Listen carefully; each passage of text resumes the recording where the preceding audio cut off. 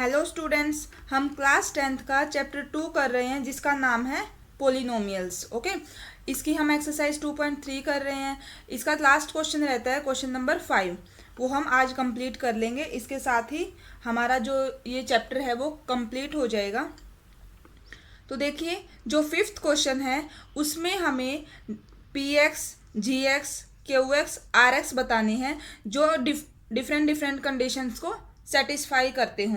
अब आपको पता होगा पी एक्स तो यहाँ हमारा डिविडेंड होता है, जी एक्स डिवाइजर होता है, क्यू एक्स क्वोशंट होता है और आर एक्स रिमाइंडर होता है। और ये हमारी है डिवीजन एल्गोरिथम फॉर पोलिनोमियल्स।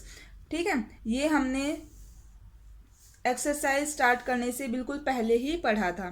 क्या है ये हमारा डिवीजन एल्गोरिथम फॉर पोलिनोमियल्स। इसको हम ऐसे भी रिप्रेजेंट कर सकते हैं, जैसे आपको अगर सिंपल भाषा में समझना है, यहाँ हमारा पी एक्स होता है, ये हमारा जी एक्स होता है, यहाँ जो आता है वो क्वोशंट होता है और नीचे ये रिमाइंडर। ठीक है, हमें यही इन सब की वैल्यू निकालनी है, बतानी है एग्जाम्पल देके।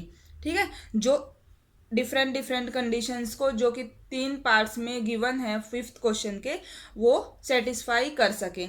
अब तो इस क्वेश्चन का फर्स्ट पार्ट देखते हैं। सबसे पहले देखो, फर्स्ट पार्ट में गिवन है हमें ऐसे P X, G X, Q X, R X बताने हैं जहां पर पी एक्स की डिग्री और क्यू एक्स की डिग्री दोनों सेम हों। समझ रहे हो? अब आप यहाँ हमारे पास जी एक्स और क्यू एक्स मल्टीप्लीकेशन में है, तो देखो अगर यहाँ x होगा, यहाँ x होगा, दोनों की मल्टीप्लाई करेंगे तो वो क्या हो जाएगा, एक्स स्क्वेयर, यानी डिग्री 2 हो जाएगी ना। लेकिन हमें रखनी क्या है, पी एक्स की और क्यू एक्स की, इसकी और इसकी सेम रखनी है। एक एग्जाम्पल लेते हैं, जैसे मान लो हम 2x² + 4, इसको मान लो हम डिवाइड कर लेते हैं 2 से। ठीक है, एक बार डिवाइड करके देखते हैं। तो ये आ गया हमारे पास x², मल्टीप्लाई करवाए 2x², सब्ट्रैक्ट करवाया माइनस, ये कैंसिल, रिमेनिंग टर्म 4, फिर प्लस का 2, ये 4, ये रिमाइंडर आ गया 0। अब यहाँ से हमने लिख ली P X, G X, Q x और आर एक्स की वैल्यू। ये पी एक्स होता है, ये लिख दिया, ये हमारा जी एक्स होता है, ये लिख लिया। अब ये क्या है, ये क्यू एक्स है, ये लिख लिया, और ये आर एक्स है, ये लिख लिया। अब आप ध्यान से देखो, जो पी एक्स है उसकी डिग्री कितनी है, 2, और जो हमारा क्यू एक्स है उसकी डिग्री कितनी है, 2।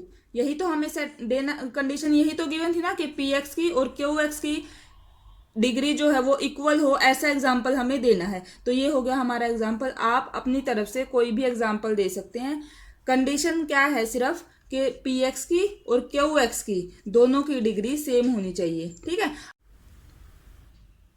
तो ये हमारा फर्स्ट पार्ट का आंसर हो जाएगा, जिसमें आप पी एक्स लिखोगे ये, जी एक्स ये, क्यू एक्स ये और आर एक्स ये। और ये एग्जाम्पल हमारा इस जो कंडीशन गिवन थी इसको सेटिस्फाई कर रहा है। अब देखते हैं इसका सेकंड पार्ट। ये है सेकंड पार्ट। सेकंड पार्ट में जो क्यू एक्स है, यानी जो हमारा क्वोशंट होता है और जो रिमाइंडर होता है, उन दोनों की डिग्री सेम होनी चाहिए। तो इसके लिए हम एक एग्जाम्पल ले लेते हैं। जैसे अगर हम एक एग्जाम्पल लें, डिवाइड करके देख लेते हैं, x³ + x² + 1 को।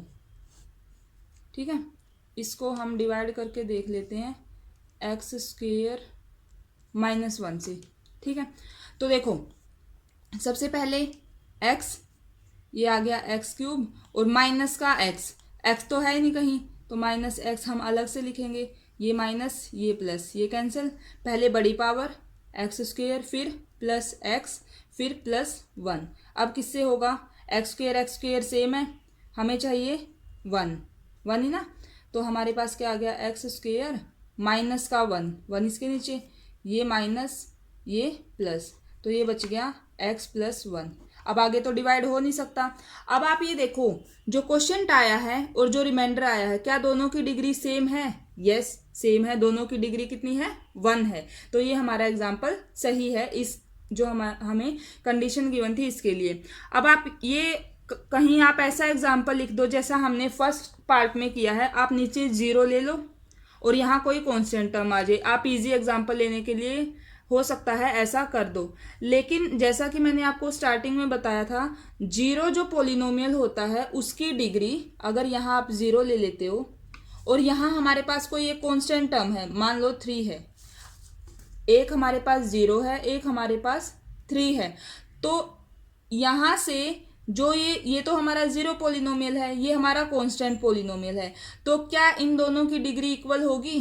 नहीं, दोनों की डिग्री इक्वल नहीं है, क्योंकि जो जीरो पोलिनोमियल होता है उसकी डिग्री नॉट डिफाइन होती है और जो कांस्टेंट पोलिनोमियल होता है उसकी डिग्री 0 होती है। तो आपको ये बात ध्यान रखनी है कि जब भी क्वोशिएंट रिमाइंडर में डिग्री के लिए बोला जाता है तो वहाँ आप रिमाइंडर की जगह अगर 0 लोगे तो आपका जो आंसर होगा वो गलत हो जाएगा।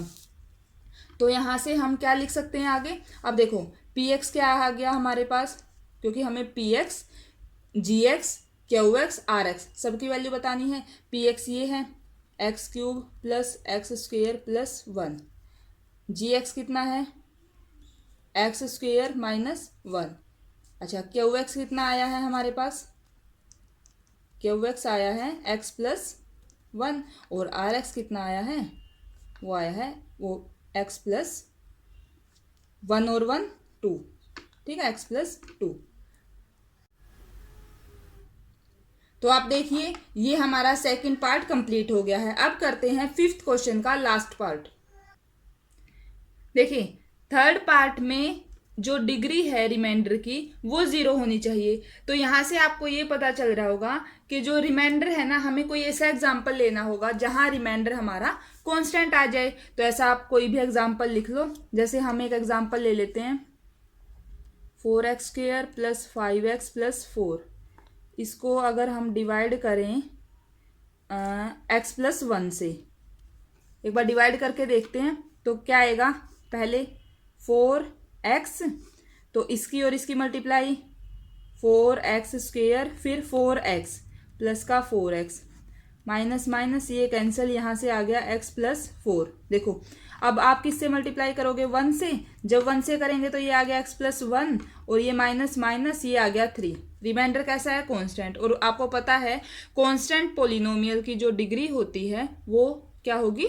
0 होगी। तो यहाँ से ये हमारा इस थर्ड पार्ट के लिए बिल्कुल सही एग्जाम्पल है। हमारा पी एक्स क्या हो जाएगा? अब हम P X, G X, R X और क्यू एक्स लिख लेते हैं। पी एक्स क्या हो जाएगा? 4x square plus 5x plus 4। अच्छा, जी एक्स क्या है हमारा? x plus 1। उसके बाद जो हमारा क्यू एक्स है दैट इज 4x प्लस 1 और जो आर एक्स है वो है हमारा 3।